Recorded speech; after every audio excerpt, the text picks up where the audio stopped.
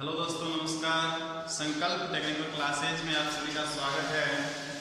हमने इससे पहले वाला जो चैप्टर था उसको कंप्लीट कर लिया है। आज जो देखे हैं आपके लिए नया चैप्टर है सेल और बैटरी।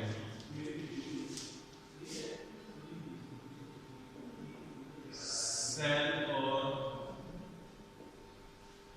जो हमारे पास बैटरियां होती हैं उनका जो होता है बैटरी, ठीक है। सेल और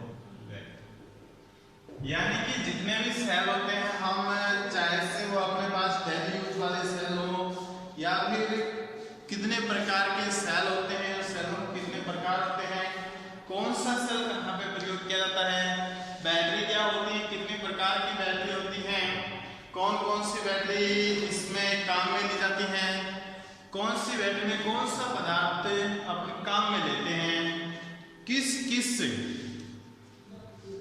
उपकरणों से मिलकर या किस किस वस्तुओं से मिलकर ये बैटरी बनी होती है, उन सभी के बारे में आज हम चर्चा करेंगे। तो हमारा जो नया चैप्टर होगा वो होगा सेल और बैटरी। तो सेल और बैटरी क्या होती है, इसके द्वारा ईएमएफ उत्पन्न किया जाता है। देखो, नॉर्मली हम एसी पढ़ते हैं। एसी यानी कि अल्टरनेटिंग करंट होता है। अल्टरनेटिंग करंट क्या है कि वह विद्युत धारा जिसका मान व दिशा समय के साथ परिवर्तित होते रहते हैं, वह विद्युत धारा जिसका मान व दिशा समय के साथ परिवर्तित होते रहते हैं, समय के साथ परिवर्तित होते रहते हैं, एसी कहलाती है। अल्टरनेटिंग करंट कहलाती है, प्रत्यावर्ती धारा कहलाती है। अब देखो, जब हम किसी मोटर के अंदर इसको काम में लेते हैं, जैसे ये हमारे पास हम सीलिंग फैन ही काम में ले लेते हैं, क्योंकि सीलिंग फैन सभी का देखा हुआ। तो सीलिंग फैन जो होता है यानी कि ऊपर छत वाला पंखा जिसको अपन बोलते हैं ना, छत वाला पंखा जो छत के नीचे लगाते हैं। तो ये जो सीलिंग फैन होता है, इसमें एक भाग तो क्या होता है, स्टेटर भाग होता है, और दूसरे वाला जो इसके बाहर वाला होता है वो वाला भाग क्या होता है, रोटर भाग होता है। स्टेटर तो वो होता है जिसके ऊपर अपन वाइंडिंग करते हैं, वो होता है स्टेटर भाग, और जिसके ऊपर वाइंडिंग नहीं करते हैं वो होता है रोटर भाग।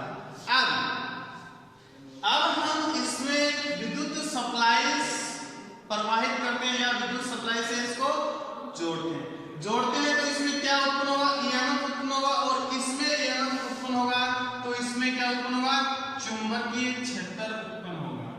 क्या उत्पन्न होगा, चुंबकीय क्षेत्र।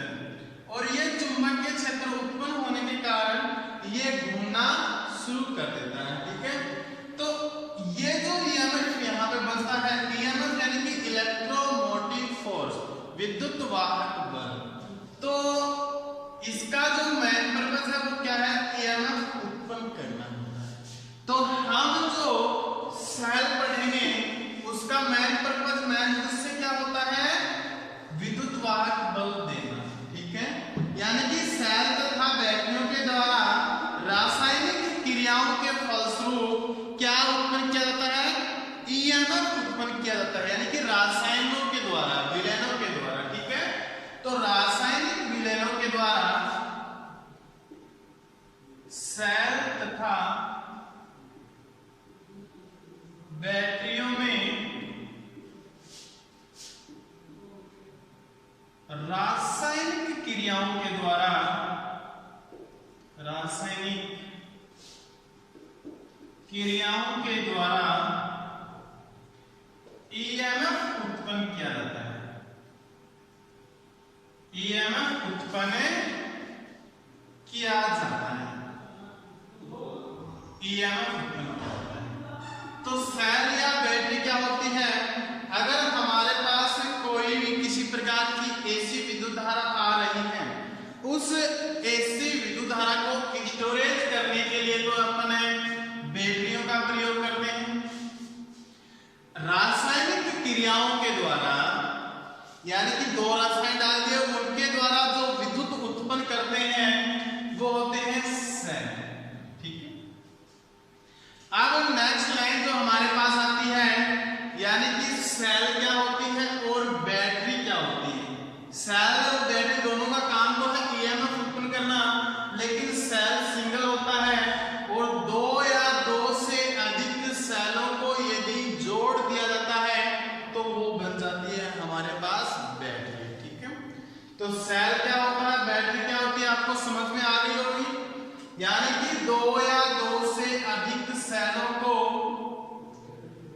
दो या दो से अधिक सेलों को यदि आपस में जोड़ दिया जाए, आपस में जोड़ दिया जाए तो वह बैटरी कहलाती है। क्या कहलाती है, बैटरी कहलाती है। तो हमें पता है सेल का साइन क्या होता है, यही होता है। अगर ये होता है नेगेटिव, जो छोटे वाली डंडी होती है नेगेटिव, बड़े वाली डंडी क्या होती है, हमेशा पॉजिटिव होती है। इसी प्रकार से ये हमारे पास एक सेल का डायग्राम है। इसी प्रकार अपना है दो सेलों को जोड़ देंगे। ये दो सेल हो गए, एक वाला है बड़ी डंडी और छोटी डंडी, दूसरा वाला छोटी डंडी बड़ी डंडी। ठीक है, इन दोनों को मिलाकर हम इसको बोल सकते हैं बैटरी। ठीक है, क्या बोल सकते हैं इसको, बैटरी। ये हो जाएगा इसका कैथोड, ये हो जाएगा एनोड। ठीक है, अब देखो इसके बाद में जो पढ़ेंगे विद्युत धारा का रासायनिक प्रभाव, उससे पहले आप नई अधिकार के लिखो, एक लिखो, सेल तथा बैटरियों के द्वारा,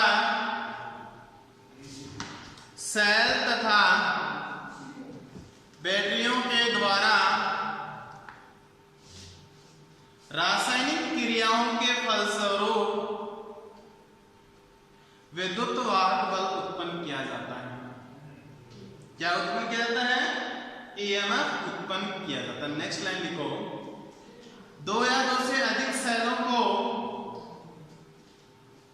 दो या दो से अधिक सेलों को मिलाकर बैटरी बनाई जाती है। दो या दो से अधिक सेलों को मिलाकर बैटरी बनाई जाती है। अब आता है विद्युत धारा का रासायनिक प्रभाव। तो नई जो हेडिंग होगी वो होगी अपनी विद्युत धारा का रासायनिक प्रभाव।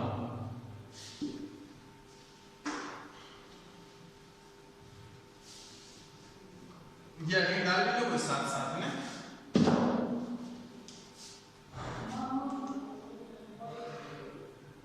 विद्युत धारा का रासायनिक प्रभाव, यानी कि विद्युत धारा के अंदर रसायनों का प्रभाव किस प्रकार से काम करता है उसके बारे में अपन चर्चा करेंगे। तो अगर हम, ये हमारे पास क्या है, पात्र है, इसमें इलेक्ट्रोलाइट भरा होता है जिसे अपन बोलते हैं विलयन भरा होता है। ये दो होती हैं छड़ी, एक ले लेते हैं अपन कैथोड और दूसरी ले लेते हैं एनोड। एनोड होती है प्लस, कैथोड होती है माइनस। अब हम इसको विद्युत सप्लाई से संयोजित करते हैं। किससे, विद्युत सप्लाई से संयोजित करते हैं। तो इन इलेक्ट्रोडों के अंदर, ये दोनों के दोनों हैं इलेक्ट्रोड, ये क्या है, इनको बोलते हैं इलेक्ट्रोड। क्या बोलते हैं, इलेक्ट्रोड बोलते हैं। इन दोनों को क्या बोलते हैं, इलेक्ट्रोड बोलते हैं। तो इन इलेक्ट्रोडों के वजह से, इन इलेक्ट्रोडों के कारण ये जो विलयन है इसके अंदर, इस विलयन का क्या हो जाता है, अपघटन हो जाता है। क्या हो जाता है, अपघटन हो जाता है। अलग अलग विलयनों में यह है बट जाता है। ठीक है, इसे क्या कहते हैं अपन? विद्युत धारा का रासायनिक प्रभाव कहते हैं। इसे क्या बोलते हैं? विद्युत धारा का रासायनिक प्रभाव। विद्युत, एक बार फिर से मैं आपको बता रहा हूं, अगर इसमें विद्युत सप्लाई से संयोजित करते हैं तो ये जो विलेन है, ये विलेन किसमें विभक्त हो जाता है? अवयवों में। किसमें? अवयवों में विभक्त हो जाता है, और यह अवयवों में विभक्त होना ही विद्युत धारा का रासायनिक प्रभाव कहलाता है। क्या कहलाता है? विद्युत धारा का रासायनिक प्रभाव कहलाता है। यानी कि इसका उपयोग हम कहां पे करते हैं? इसका उपयोग, यानी कि उपयोग पूछ लेते हैं। तो एक उपयोग होता है इलेक्ट्रोलाइट में, होता है धातु शोधन के अंदर, होता है धातु निष्कर्षण के अंदर भी होता है। तो लिखो आप आईडी डालो, विद्युत धारा का रासायनिक प्रभाव, और आप इसमें लिखो जब किसी अम्लीय एवं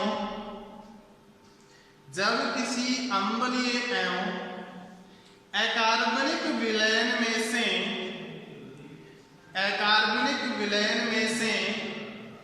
विद्युत धारा प्रवाहित करते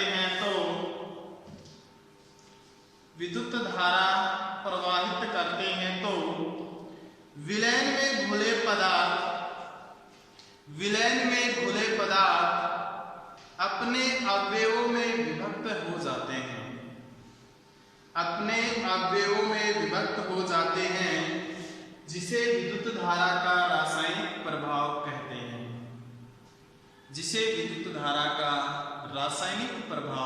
कहते हैं।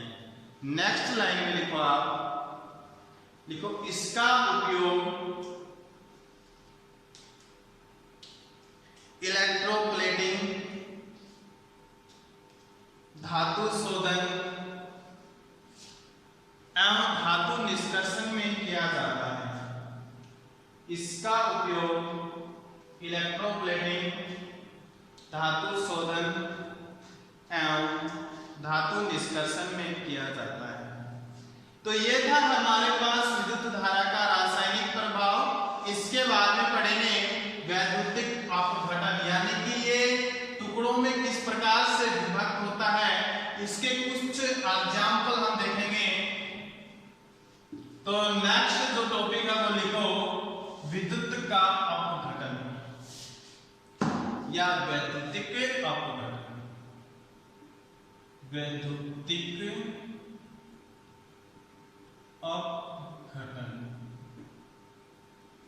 यानी कि वैद्युतिक अपघटन क्या होता है?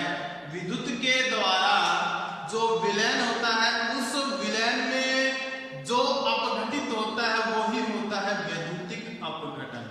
तो इसकी एक छोटी सी डेफिनेशन है, वो लिखो। इसके बाद में इसके एग्जांपल आपको समझा दूंगा। लिखो, जब रासायनिक विलयन में से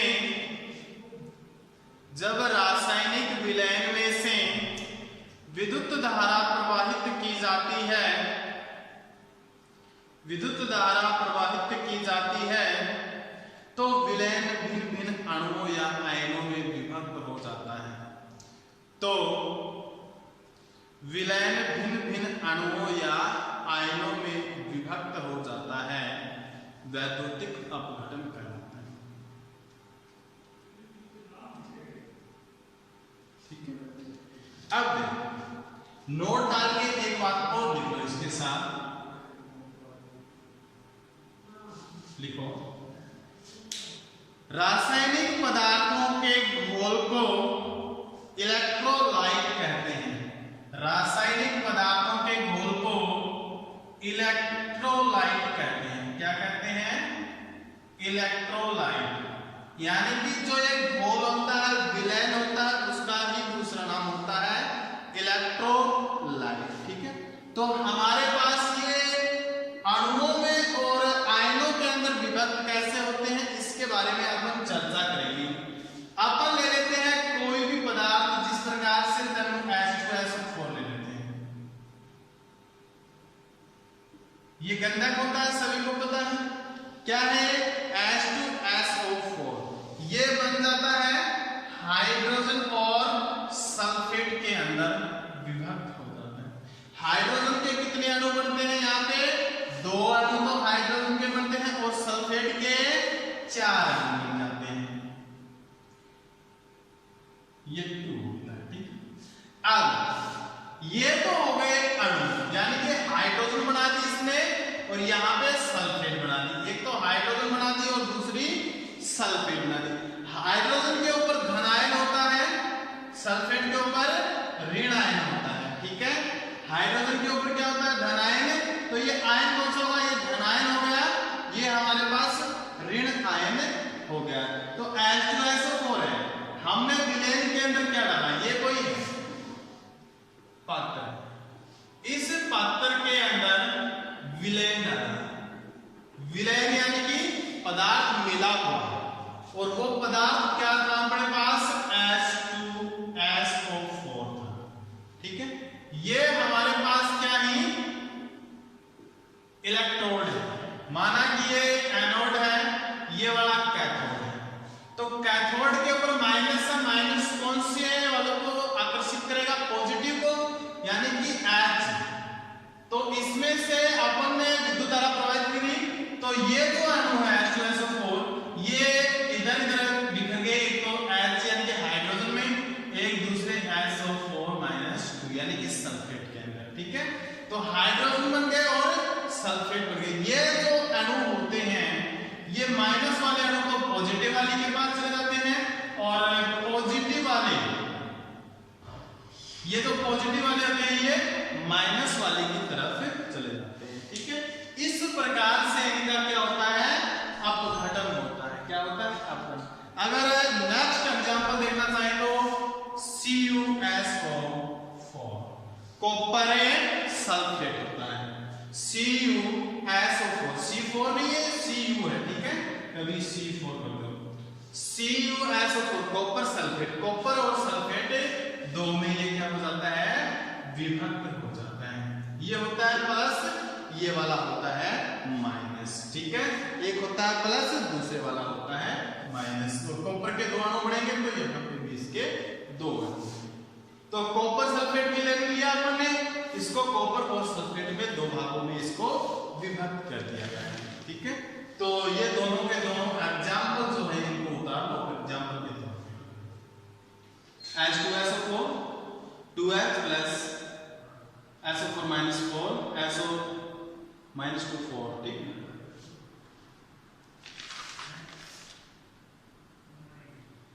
अब नेक्स्ट अभी लिखो वैद्युतिक अपघटन संबंधित पद।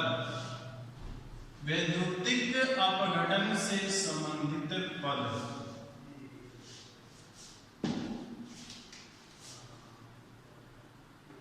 वैद्युतिक अपघटन से संबंधित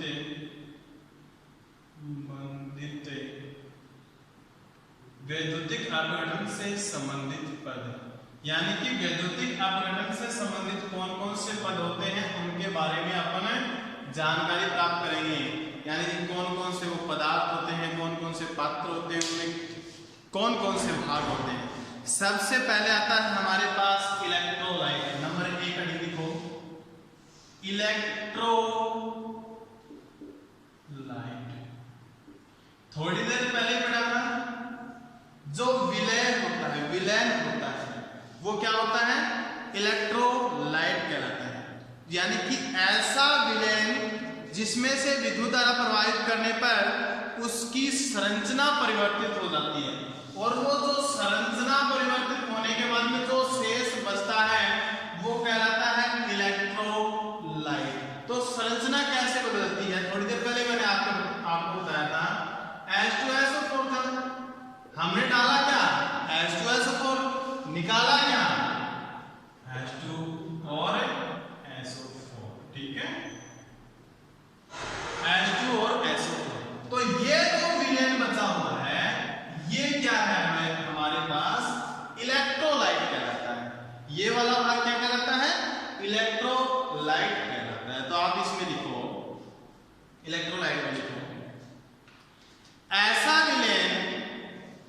जिसमें से विद्युत धारा प्रवाहित करने पर ऐसा विलयन जिसमें से विद्युत धारा प्रवाहित करने पर उसकी संरचना परिवर्तित हो जाए इलेक्ट्रोलाइट कहलाता है। इलेक्ट्रोलाइट कहलाता है।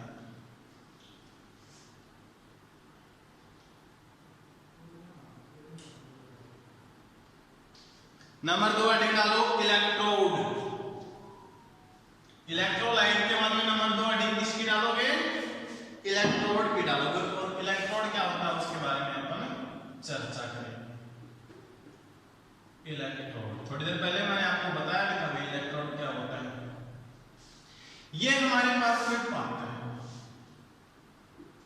इस पात्र में से इस पात्र के अंदर क्या भरा हुआ है? विलयन भरा हुआ है। ये है हमारे पास विलयन। अब इसमें ये दो छड़े होते हैं।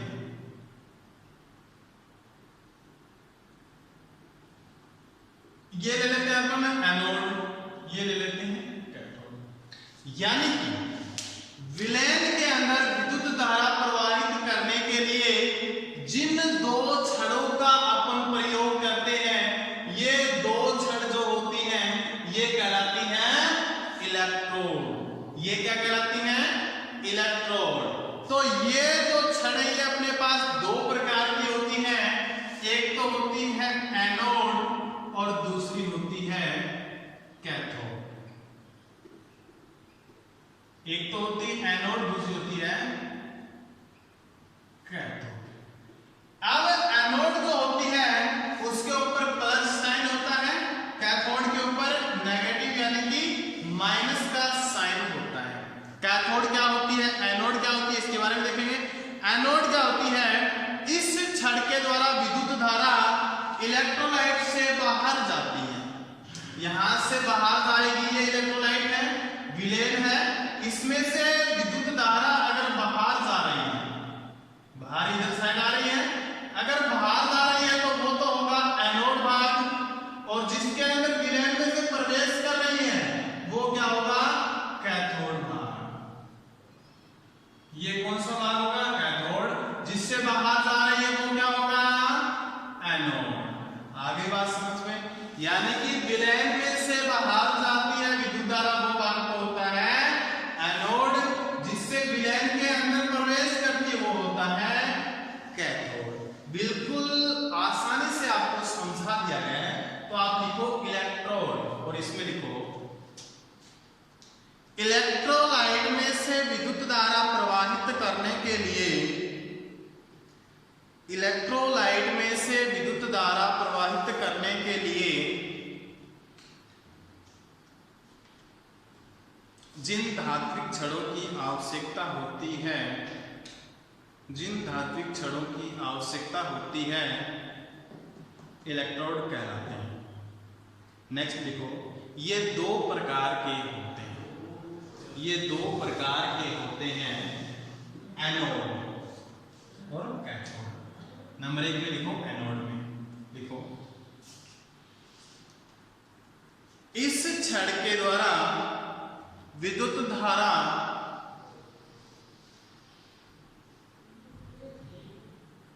इस छड़ के द्वारा विद्युत धारा इलेक्ट्रोलाइट से बाहर निकलती है। इलेक्ट्रोलाइट से बाहर निकलती है।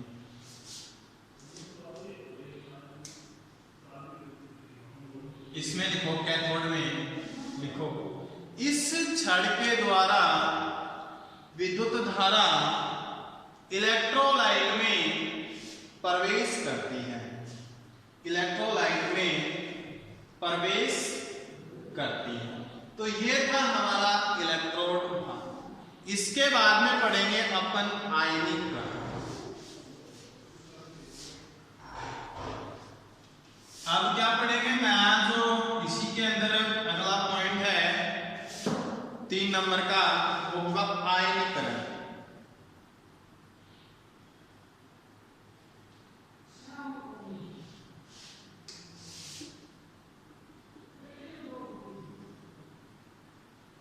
आयनीकरण वैसे सिंपली भाषा होती है इसकी, आयन बनने की जो क्रिया होती है, आयन बनने की क्रिया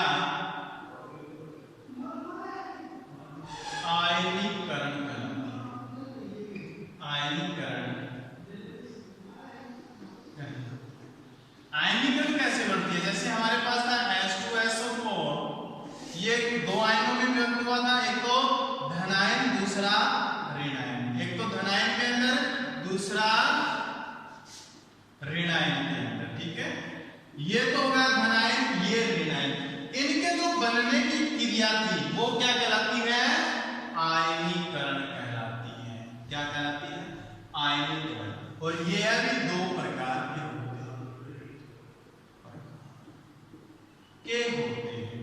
कितने प्रकार के होते हैं? कौन कौन से होते हैं आयन? एक तो होता है धनायन, धनायन मतलब पॉजिटिव, दूसरा होता है ऋणायन, ऋणायन यानी कि माइनस। आयन हमारे पास दो प्रकार के होते हैं, धनायन और ऋणायन। धनायन कौन सा होता है? कैथोड की ओर जाने वाली आयन जो होती है, कैथोड थोड़ी देर पहले हमने देखा था,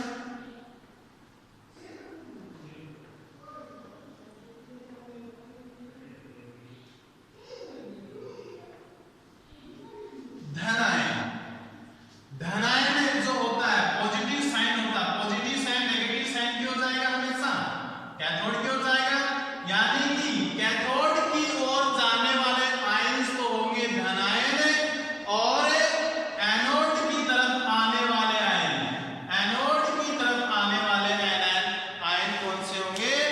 ऋणायन होंगे। तो ये होती है इनकी छोटी छोटी डेफिनेशंस। यानी कि धनायन, धनायन क्या करता है? हमेशा त्याग करता है। क्या करता है? त्याग करता है। ऋणायन क्या होता है? उस त्याग किए हुए भाग को ग्रहण करता है। क्या करता है? ग्रहण करता है, ठीक है। तो धनायन हमेशा क्या होता है? धनवान होता है, और धनवान व्यक्ति ही त्याग करता है किसी वस्तु का, ठीक है। और ऋण जो लेता है वो क्या होता है? ऋणायन। तो लिखो आप आयनीकरण, और इसमें लिखो आयन बनने की क्रिया आयनीकरण कहलाती है। लिखो आयन निम्न दो प्रकार के होते हैं, धन आयन। नंबर एक लिखो धन आयन, इसमें लिखो धन आयन में कैथोड की ओर जाने वाले, कैथोड की ओर जाने वाले आयन से धनायन कहलाते हैं। कैथोड की ओर जाने वाले आयन से धनायन कहलाते हैं। नेक्स्ट नंबर दो लिखो ऋणायन, ऋणायन में लिखो एनोड की ओर जाने वाले आयन से, एनोड की ओर जाने वाले आयन से ऋणायन कहलाते हैं। तो ये था हमारा आयनीकरण का जो छोटा सा टॉपिक था। इसके बाद में पढ़ेंगे वोल्टामीटर, और वोल्टामीटर में कुछ ज्यादा वाली बात नहीं है, यानी कि ये जो पात्र होता है, बार बार अपन जिस पात्र का नाम ले रहे हैं, ये जो पात्र बना होता है ये होता है वोल्टामीटर। इस पात्र को बोलते हैं वोल्टमीटर, अलग होता है वोल्टामीटर, ये होता है वोल्टामीटर। वोल्टमीटर अलग होता है, ये होता है वोल्टामीटर। वहां पे अगर आपको नहीं दिखाई दे रहा तो लिख देता हूं वोल्टामीटर। और ये जो वोल्टामीटर पात्र होता है, या तो एक कांच का बना होता है या चीनी मिट्टी का बना होता है, या तो कांच का या फिर चीनी मिट्टी का बना होता है। तो इसमें केवल इतनी सी बातें हैं। तो नई हेडिंग आप लिखो वोल्टामीटर।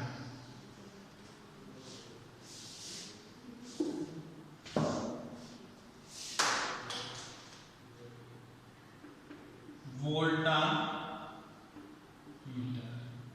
इसमें लिखो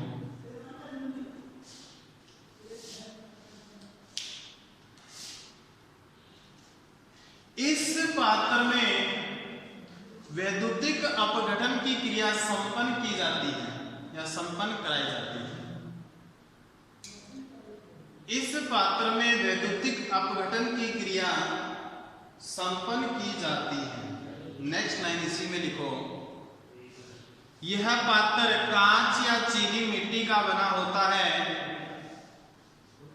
कांच या चीनी मिट्टी का बना होता है।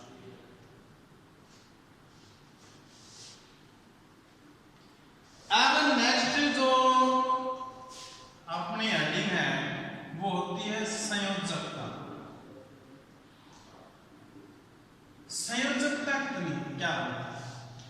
जो अणु होते हैं या परमाणु होते हैं उनके जो संबंध होते हैं, संयोजन जो होते हैं, यानी कि एक बंध दूसरे बंध से जुड़ता है, तो वो कितने संयोजी जो अपने पास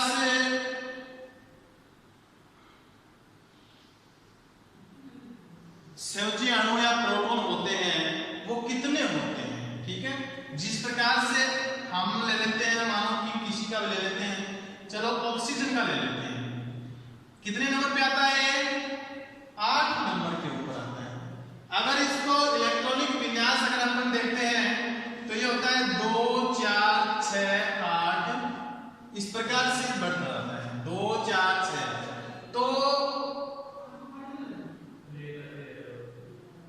प्रोटॉन और न्यूट्रॉन बाह्य कक्षा में क्या चक्कर लगाते हैं? इलेक्ट्रॉन।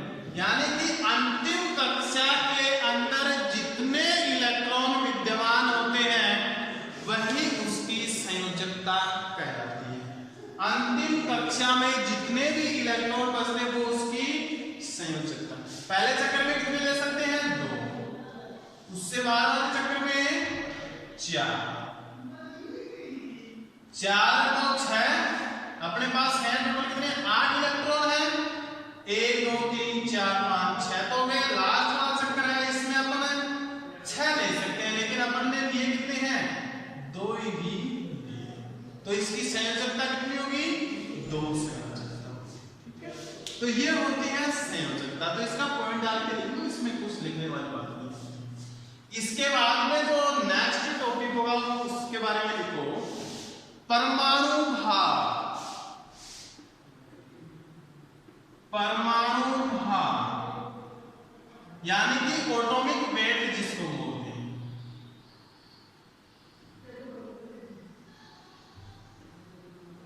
एटॉमिक वेट, इसे एटॉमिक मास भी बोलते हैं।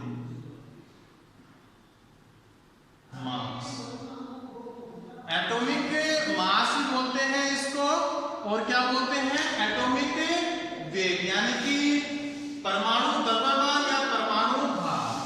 परमाणु द्रव्यमान। अब जो परमाणु द्रव्यमान होता है दोस्तों, उसको A से प्रदर्शित करते हैं। तो इसका परमाणु भार या परमाणु द्रव्यमान इसको किससे डिनोट करते हैं? A के द्वारा। और A बराबर होता है प्रोटॉन प्लस न्यूट्रॉन, यानी कि प्रोटॉनों की संख्या और न्यूट्रॉनों की संख्याओं का योग जो होता है वो क्या होता है? परमाणु भार कहलाता है। लगभग परमाणु भार होता है वो परमाणु संख्या जो होती है उसका दुगुना होता है। परमाणु क्रमांक जो होता है उसका दुगुना होता है। ठीक है, जिस प्रकार से अपन कार्बन ले लेते हैं 6 नंबर पे आता है, तो इसका जो परमाणु भार है वो कितना होता है? 12। तो ये जो ऊपर लिखा होता है ये तो होता है परमाणु भार, ये होता है परमाणु क्रमांक। परमाणु भार को किससे प्रदर्शित करते हैं? A के द्वारा। परमाणु क्रमांक को Z के द्वारा प्रदर्शित अपन करते हैं। तो परमाणु भार यही है हमारे पास, तो इसमें लिखो। वैसे लिखने की कोई बात नहीं है, जो मैंने उतारा उसी को उतार लो ताकि आपको ये पता चल जाए कि परमाणु भार ऊपर वाला होता है नीचे वाला। ठीक है, ये तकरीबन 12 होता है, कुछ अपवाद होते हैं जिसके थोड़े से डिफरेंट होते हैं। तो लिखो A बराबर P प्लस N, ये ऐसा का ऐसा उतार लो। ठीक है, उतार लिया। इसके बाद में जो नेक्स्ट टॉपिक है वो लिखो विद्युत रासायनिक तुल्यांक।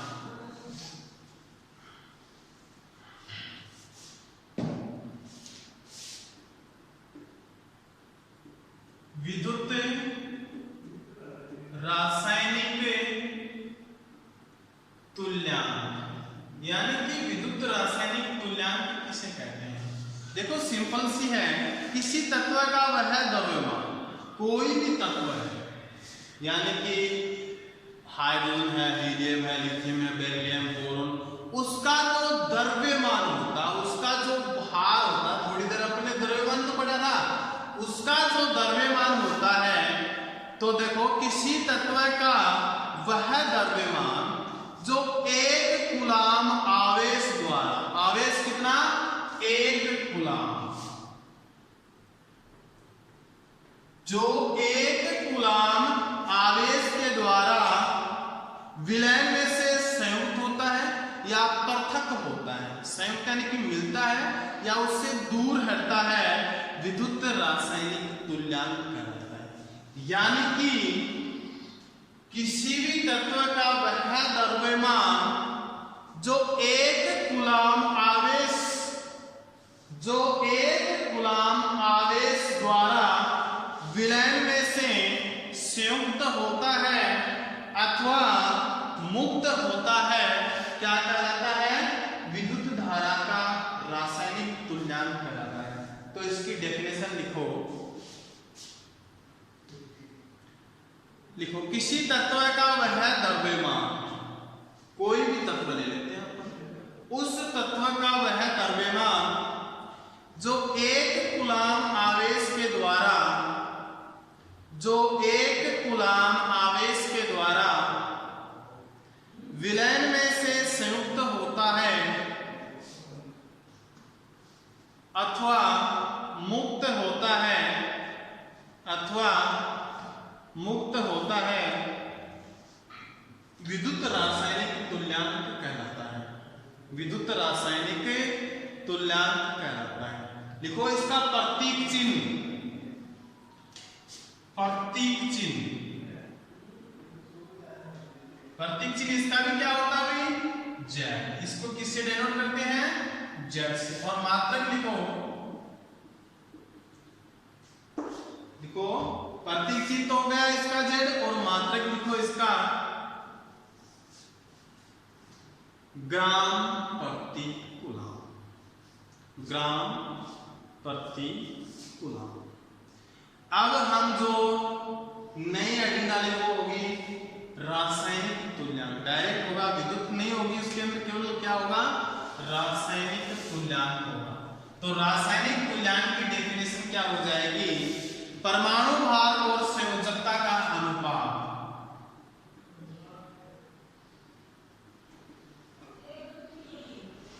परमाणु भार तथा उसकी जो संयोजकता होती है, इसका जो अनुपात होता है वो होता है रासायनिक तुल्यांक।